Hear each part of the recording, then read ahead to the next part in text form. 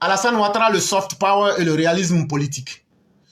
Lorsqu'il quittait les bureaux feutrés du Fonds monétaire international en 1999 pour descendre dans l'arène politique ivoirienne, peu d'analystes misaient sur la capacité d'Alassane Ouattara à se faire une place, a fortiori, à conduire une bataille politique qui pourrait un jour l'amener au pouvoir. On va vous parler d'un homme politique que beaucoup avaient négligé. Il s'appelait Alassane Dramane Ouattara. Voilà un monsieur qui, dans les années 90, est appelé au secours de la Côte d'Ivoire qui est en difficulté économique. Quand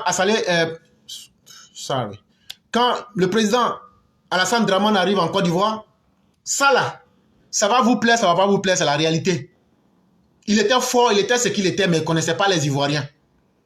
Parce que quand tu dures en Occident, il y a beaucoup de choses, tu trouves ça tellement normal que quand quelqu'un agit contre moi, tu te dis, mais est-ce que les gens là même sont normaux? Et donc, chez nous, en Côte d'Ivoire, là, il y a des petites choses qui sont tellement banales qu'on ne pourrait même pas imaginer. Mais chez nous, ce sont des choses qu'on prend au sérieux. Tantôt, tu as l'impression que l'Ivoirien même ne sait même pas ce qu'est son bonheur. Donc, si toi, tu penses que comme toi, tu as une bonne vision de la vie, tu t'en fous d'eux, là. Toi et puis ton bonheur, là, vous allez rester, personne ne va vous comprendre. Et donc, le monsieur a quitté le Fonds monétaire international pour atterrir dans la politique ivoirienne. Et à l'époque, tout le monde disait, oh, c'est quelqu'un qui a été trop lessivé par l'Occident. Vous savez, les conneries qu'on fait chez nous, là, ça va finir par l'agacer. Et puis, un jour, il va claquer la porte et puis il va dire, bon, je m'en fous. Déjà, c'était mal connaître Dramane. Déjà, Dramane, là, ses comportements de scorpion est là. Déjà, le monsieur, là, il va comprendre et s'adapter au terrain. 26 ans après sa démission du poste de directeur général adjoint du FMI et 15 ans après son accession au pouvoir, tous les analystes s'accordent aujourd'hui à dire qu'Alassane Ouattara est devenu un as de la politique. Il a fait opposition. Quand il a fini opposition, là, ça fait maintenant 15 ans qu'il va être au pouvoir. Que tu l'aimes ou même que tu ne l'aimes pas, là. En tout cas, Mossi Dramane, tout le monde le connaît. C'est lui seul qui sait où va, hein. Mais c'est lui seul qui pédale tout le monde. Tu es opposant, tu es RHDPO. C'est lui seul qui voyage avec notre esprit. Et ça fait qu'il est devenu aujourd'hui un monstre froid. Un monstre qui ne sort pas de sa tanière, mais qui avale tout ce qui vient à lui. Et puis, ça ne fait pas de bruit, hein. Tu fais ton malin tout, tu finis là. Quand tu veux venir te mesurer à lui là, il t'avale en même temps. Et puis, on dit, c'est fini, hein, c'est fini. À la suite du général de Gaulle, qui avait qualifié Félix Houphouët-Boigny de cerveau politique de premier ordre, l'on pourrait dire qu'à l'épreuve du temps et du terrain, Alassane Ouattara, le technocrate économiste chevronné, est devenu lui aussi un cerveau politique de premier ordre. Et il y a le général de Gaulle qui disait que le président Félix Houphouët-Boigny que vous voyez là, ah ouais, c'est un cerveau, hein, que c'est un cerveau même premier choix. Mais quand on constate la réalité, est-ce qu'il y a un politicien qui est plus habile, qui est plus intelligent que le président Ouattara, si on peut le comparer à Félix Houphouët-Boigny? Et tellement de gens, il y a des gens qui ont bien compris, ils disent qu'en Côte d'Ivoire, il n'y a que 2 politiciens, Oufou et puis Alassane Ouattara. Tout le reste là, ce sont des vuvuzela. Donc, Alassane Ouattara aussi est devenu un cerveau politique. Tellement il est chevronné. Tellement les difficultés qu'il a connues sur le terrain. Et tellement il a appris à connaître les hommes. Aujourd'hui là, tu vas tout lui dire. Il ne va pas parler. Mais il est là, il te regarde seulement. Toi-même, tu finis de parler. Tu dis, Dramane, tu ne parles pas. Dramane ne parle pas. Tu dis, Dramane, il y a quoi? Dramane ne parle pas. Tu dis, Dra. Il ne répond pas. Aïe, tu es bobo. Dramane ne parle pas. Dramane, tu penses quoi? Dramane ne parle pas. Dramane, faut dire ce qu'il y a dans ton cœur. Dramane dit, même si tu me donnes laver cœur, je ne parle pas. Dramane, ça là, c'est comportement d'enfant sorcier. Toi, tu ne parles pas. Tu fais peur, hein? Aïe, ça c'est quel héritage ça là? C'est que tu as enlevé l'héritage là-haut. Depuis 2011 jusqu'à maintenant là, on dit c'est toi qui avais fait coup d'état en 99. Tous ceux qui t'ont accusé, quand on leur a demandé là, le papa microbe Babo, il dit que non, c'est dans un journal là que lui il a vu ça, qu'on dit que quand je vais Nyangami le pays. Mais Draman dit, si on veut prendre les coupures des journaux là, mais toi Babo, tu as dit aussi que la révolution du coup d'état était semblable aux autres. C'était en 2011 à la RTI. Et en plus, dès déjà mars 2000, nous avons quitté le pouvoir parce que Gay commençait à tomber dans la dictature. Mais toi, tu es resté avec lui. Ouh, le chef microbe de Go est resté là. Il dit, bon, on n'a qu'à sauter sur cette question-là. On n'a qu'à sauter sur cette question. Après ça encore, on dit, toi, Draman, là, c'est toi qui as été le père de la rébellion. On dit, c'est toi qui as payé armes pour remettre aux gens. Ah, c'est ce qu'on dit au quartier de... On dit, c'est toi qui as payé les armes, là. Tu n'as jamais parlé. Mais quand on a Babougou, le vrai père de la rébellion est sorti.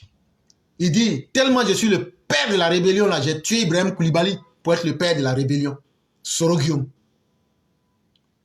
On l'a accusé de toutes les déstabilisations.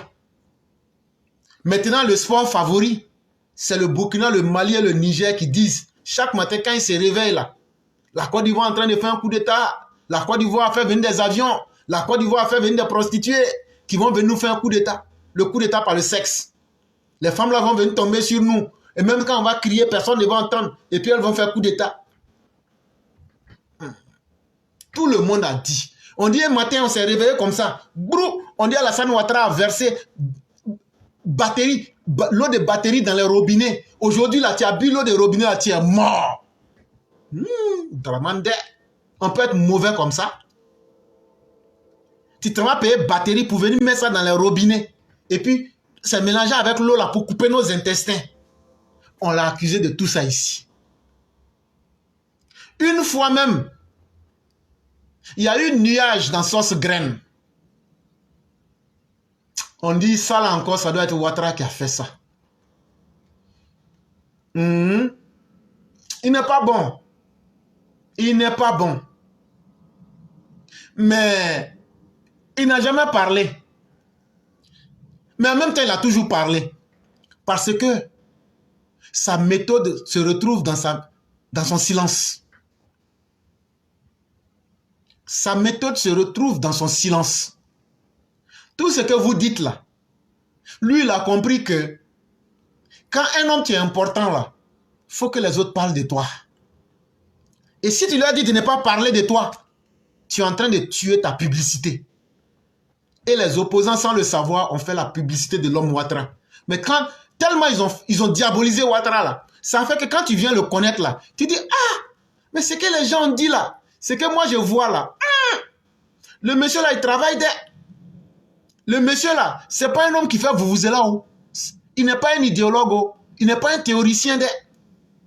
C'est vrai, hein? C'est pas quelqu'un qui est là pour être dans la musaille et pour être un grigou, pour être dans les jouissances vulgaires, pour être dans le rire banania, pour être dans les jouissances paresseuses et pour être dans l'irresponsabilité. Il est dur Il est dur. Mais c'est une manière de se faire respecter. Parce que dans sa tête là, c'est le travail ou rien. Et qu'est-ce qu'on a constaté dans son silence? C'est qu'au moment où on est en train de crier là, Draman a vendu le ciel, Draman va vendre la Côte d'Ivoire aux étrangers. Quand Draman va venir, on va casser les mosquées et les églises. Draman là, quand tu dis tous ceux qui ont dit ça là, ils disent, c'est quelqu'un qui m'a dit oh. L'autre quelqu'un a aussi dit que c'est quelqu'un qui m'a dit oh. Oh, dans tout ça là, Draman s'assoit, il regarde les gens. Il ne parle pas oh. Et puis, tout ce qu'on dit là, il écoute. Ça veut dire, nous-mêmes, on donne toutes les informations sur nous-mêmes. Draman s'assoit, il dit, j'ai écrit, ça est là, je garde. Au moment où toi, tu as oublié tout ce que tu as fait là. Un matin, tu te retrouves en face de Draman. Et puis, tu mets un coup de marteau. Tellement il met le coup là, tu cries, mais personne n'entend. Parce que tu lui as montré toutes tes limites. et tu as parlé alors que lui, il a tout enregistré. Et ça, c'est l'une des clés du succès de la méthode Ouattara. C'est un pouvoir, tu as l'impression qu'il est faible et que tu peux pénétrer en lui, tu peux l'attaquer. Mais retourner dans les 48 lois du pouvoir, on ne marche pas sur le pied de n'importe qui. Il y a un géopoliticien américain qui s'appelle Joseph Nye. C'est lui qui est le concepteur de cette politique qu'on appelle le soft power. Et ça veut dire quoi? Pour simplifier, c'est la capacité de concentration qu'un pays ou même un homme se donne pour atteindre tout ce qu'il veut, mais sans jamais passer par la violence, sans jamais te contraindre. Si peut-être en étant en direct là, j'allais faire ça, j'allais faire un exemple devant quelqu'un et j'allais obtenir quelque chose et ça allait étonner les gens. Oh, mais c'est un magicien. Non, ce n'est pas un magicien. C'est des choses qu'on peut étudier. Mais je vais prendre un exemple banal. Et on a ça beaucoup avec les... Voilà, je vais donner un exemple simple même. La semaine dernière, j'ai un employé. Il avait déconné. Il avait violé une des règles. Quand je l'ai vu, j'étais en train de briefer d'autres employés. Je l'interpelle. Et l'employé, il joue de la résistance. J'ai dit, il n'y a pas de problème. Je l'ai laissé. Quand il a fini son travail et qu'il était assis quelque part, je suis venu tranquillement vers lui. Et je lui dis, est-ce que je peux m'asseoir à côté de toi? Il dit, yeah, boss, you can sit. Je dis, ok. Je dis, mais tu as besoin d'une deuxième femme? Ou bien, qu'est-ce qu'il y a? Il me regarde et puis il commence à rire. Alors que moi, c'était mon plan. Comment le faire sourire? Donc j'ai cassé. Et je lui dis non. Qu'est-ce qui s'est passé? Et puis, on ne s'est pas compris. Il dit non, boss, en fait, là, les 2 premiers clients que j'ai servis, là, je n'ai pas obtenu un bon résultat, en fait. C'est ça qui m'avait stressé. Je dis, mais si les 2 n'ont pas marché, les 3 vont marcher? Est-ce que quelqu'un s'est plaint? Donc, il ne faut pas prendre ça comme un problème. Et avant que je ne finisse de parler, c'est lui, je le vois, il commence à s'excuser. Alors que c'est l'objectif que je voulais atteindre. Mais si j'étais venu pour lui dire, voilà, je t'ai attrapé aujourd'hui là. C'est que tu disais là, si tu es garçon maintenant là, c'est à nous deux là, il faut dire ça. On appelle ça escalation. Ça va être l'escalade verbale. Mais quand tu gères les hommes, tu dois avoir tout cela. On appelle ça la flexibilité. Quand tu gères les humains, tu dois connaître tout ça. Je trouve Mère Sali qui est dans un bus, je ne l'ai jamais connu. Bonjour madame, comment allez-vous? Avec beaucoup de respect, est-ce que c'est mauvais de saluer quelqu'un? Surtout dans un monde où aujourd'hui les gens ne prêtent pas attention aux bonnes valeurs. Madame va me répondre, bonjour monsieur. Et comme ce sont nos moments, elle va faire semblant. Hein? Bonjour monsieur. Et puis elle tourne son nez à côté. Oh, je l'ai déjà eu. Et votre journée, ça se passe bien? Toi, tu es qui? Tu vas me demander ma journée. Non, comme on s'est rencontrés dans le bus, il est totalement naturel que je puisse savoir si les choses vont bien pour vous. Ok. Dans un monde inhumain, quelqu'un qui s'intéresse aux autres, les choses vont bien. Merci. Et elle commence à continuer ses rouges à lèvres, pédicure, manicure. Oh, madame, excusez-moi. Est-ce que je peux vous demander un service? Vous allez beaucoup m'excuser. Mais ça n'arrive pas tous les jours. Mais est-ce que vous pourrez compléter mon transport? Parce que je manque cruellement de 5 $. Et si vous le faites, ça va vraiment me toucher.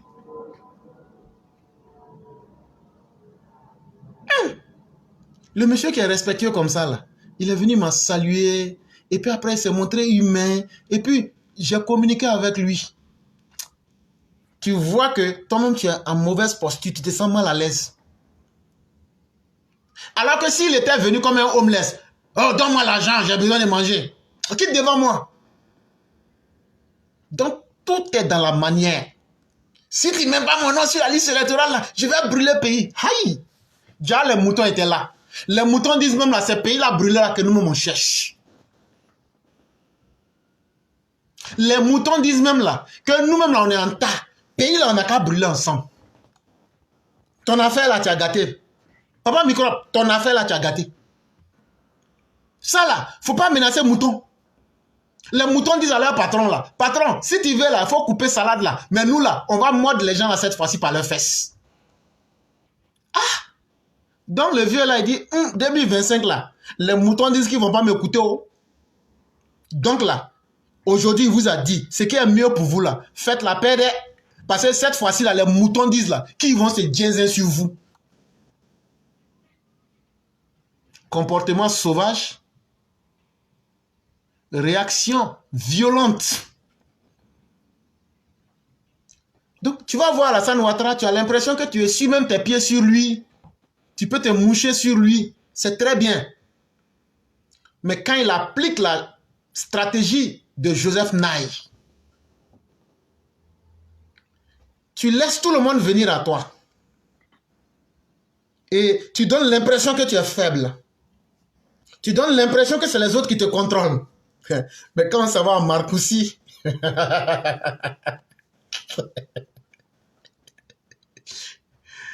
De Villepin appelle le papa Microbe, lui dit, tu arrêtes ça! Tu arrêtes ça! Tu vois, papa Microbe, il est devenu petit. Il a eu un coup de froid en plein été. Papa Microbe sent que son cœur brûle. Papa Microbe ne peut rien faire. Papa Microbe revient et dit, hey, ce qui s'est passé là-bas, on m'a humilié.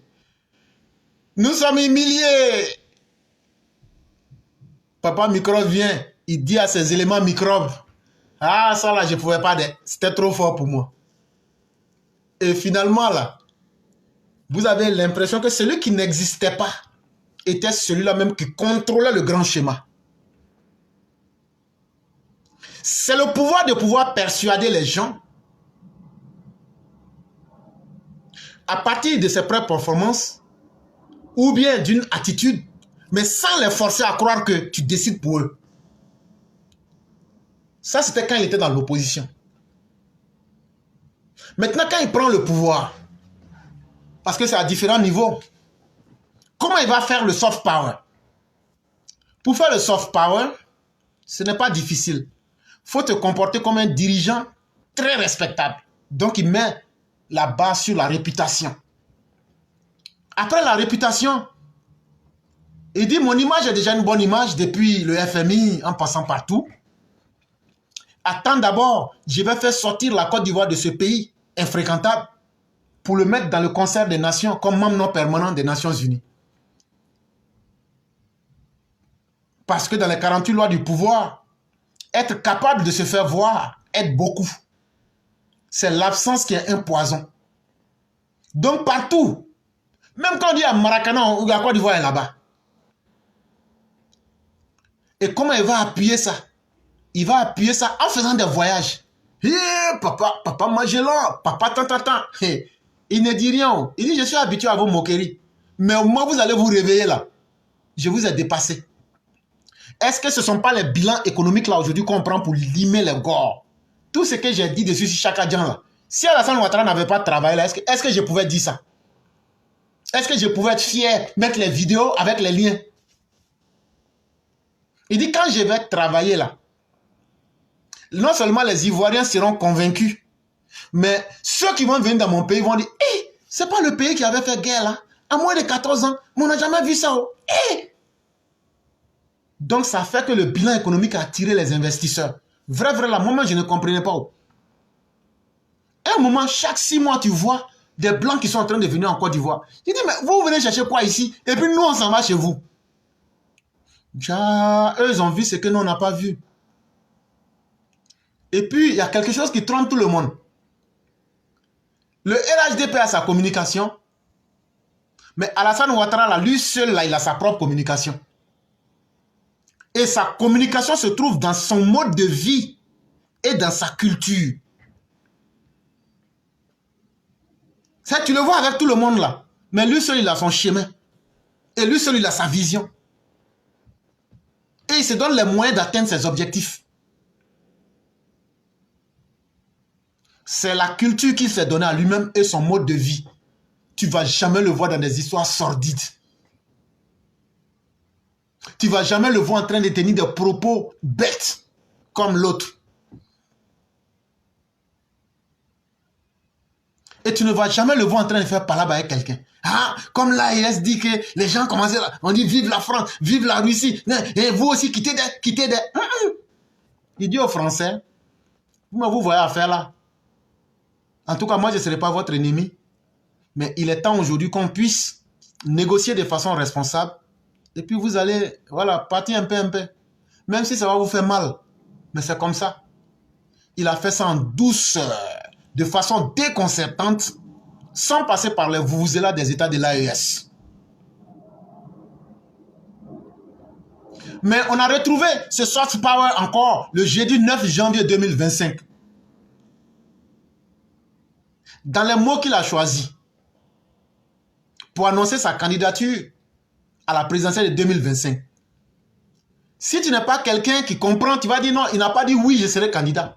Mais quand tu es quelqu'un qui a bien compris les mots, il a non seulement dit qu'il sera candidat, mais il a dit aussi aux opposants, ce que vous avez fait en 2020 là, ça ne va plus pouvoir passer. Et donc, il a pris le monde entier comme témoin. Parce que ceux qui se souviennent en 2020, quand la résidence de Bédié a été entourée là, il y a eu 3 ambassadeurs qui sont allés parler à Bédié. Non, 4 ambassadeurs. Il y avait le représentant de la CEDEAO qui était une Ghanéenne, j'oublie son nom. Il y avait le représentant de l'Union européenne. Il y avait l'ambassadeur des États-Unis et l'ambassadeur de la France. Ceux qui s'en souviennent doivent s'en souvenir. Il dit ça c'était en 2020. Mais cette fois-ci là, je vous prends vous tous à témoin là. Ils n'auront plus d'occasion. Parce que pour Bédié là, j'avais une barrière de conscience qui faisait que je ne pouvais pas humilier un aîné. Et je ne pouvais pas humilier quelqu'un qui m'a aidé un jour dans ma vie. Quels que soient les excès qu'il a fait. Mais 2020 là, c'est la seule personne que je ne pouvais pas mettre en prison. C'est la seule personne que je ne pouvais pas mater radicalement. Mais en 2025 là, tous ces conneries qui sont devant moi là, je ne vais pas accepter une négociation avec quelqu'un. Donc je préfère vous dire là, en ce 9 janvier 2025 là, commencez déjà à les avertir. Parce qu'ils sont en train de se bouc émissariser. Ils sont en train de se transformer en bouc émissaire. Ah non, non, non, toi tu es en palabre avec Burkina, tu es en palabre avec Mali, tu es en palabre avec Niger. Non, non, non, non, c'est comme ça. Vous qui dites que Alassane Ouattara est en palabre avec ces pays-là, mais vous ne nous donnez jamais les raisons. Des accusations farfelues pour faire détester la Côte d'Ivoire, pour que vous soyez aimés, alors que vous ne valez rien. Le président a déjà donné sa réponse. Il dit, vous allez faire tout ça là. J'ai déjà pris toutes les dispositions. Je suis la 17e armée en 2025 de l'Afrique. Ce que je vous dis là, je ne parle pas dans le vide. Hein. Je suis la 17e armée sur les 54 pays d'Afrique. Et en plus de cela, mes moutons disent que cette fois-ci là, qu'ils vont gâter le coin. Les moutons disent qu'ils vont gâter le coin. Il dit si les autres ont décidé, les opposants ivoiriens et les responsables de l'AES ont décidé de prendre l'irresponsabilité comme un choix politique, cette irresponsabilité-là, on va la mater cette fois-ci. Au-delà des questions géopolitiques, la Côte d'Ivoire n'est pas un pays qui est là pour faire de la figuration. Nous ne sommes pas là pour exister juste pour faire de la figuration comme les autres. Nous sommes un État qui est là pour évoluer et pour se faire respecter. Et nous choisissons de façon libre nos dirigeants comme aussi nos partenaires à l'international. Vous tous qui êtes là, il y a Chinois dedans, il y a Américains dedans, il y a Russes dedans. Je n'ai pas fait de sélection. Je vous ai informé pour que chacun soit témoin que 2020 sera totalement différent de 2025.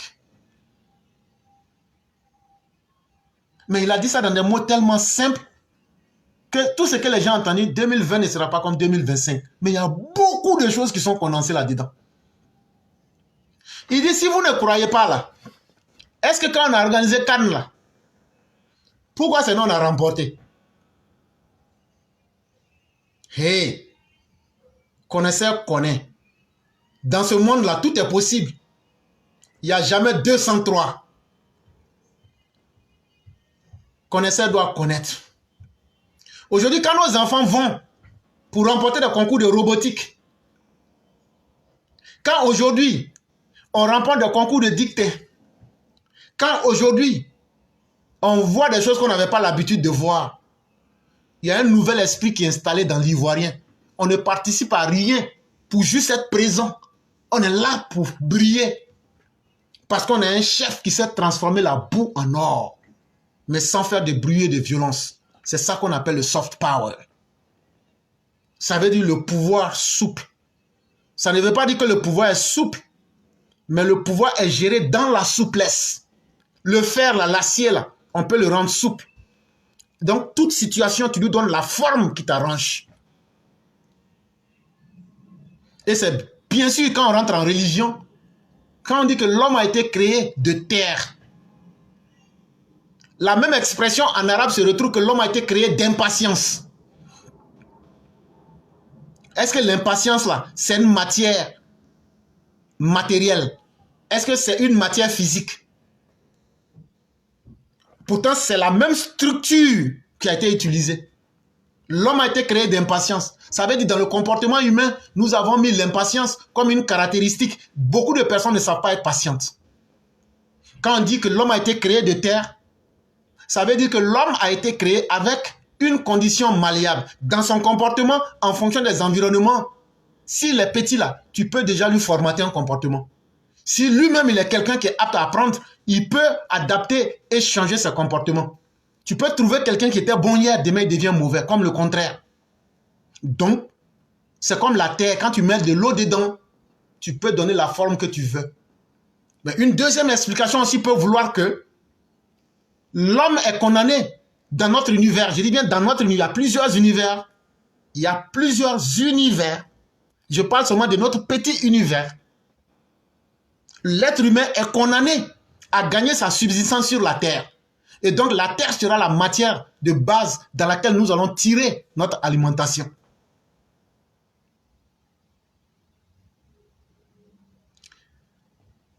Et donc partout, pour connaître la grande différence, vous verrez qu'en 2017, la Côte d'Ivoire a accueilli le 8e jeu de la francophonie. On a réalisé en 2023-2024 une Coupe d'Afrique qui est semblable à une Coupe du Monde, que d'aucuns appellent la plus belle Coupe d'Afrique des Nations. Et cerise sur le gâteau, nos dirigeants ont une vision qui fait corps avec le réalisme. Tu peux avoir les belles idées, mais si ça n'a aucun lien avec la réalité, tu risques de rater tes objectifs. Mais quand tu sais faire coller les deux, tu arrives à atteindre tes objectifs sans faire beaucoup de bruit. Et ça, c'est très important. Et on a arrêté 10 personnes. C'était des gens de l'ANR. Et après ça encore, on a arrêté Alino. Je ne vais pas encore parler de ça. Mais c'est quelque chose qui était prévisible. Depuis pratiquement 4 semaines, Alino était sous observation. Mais ça a commencé quand? Il y a un cyberactiviste burkinabé qu'ils avaient voulu assassiner. On a attrapé 10 agents des renseignements burkinabés là-bas. C'est eux qui ont tué Alino. Mais je ne vais pas trop parler de ça d'abord.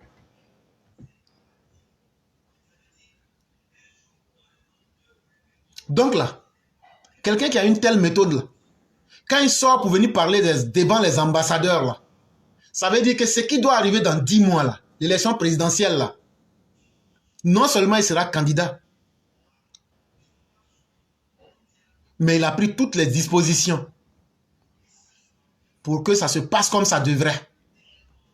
Et donc tous les petits commentaires et les petits messages des opposants ne vont pas changer grand chose. Les élections auront lieu et se tiendront à la date prévue selon la Constitution.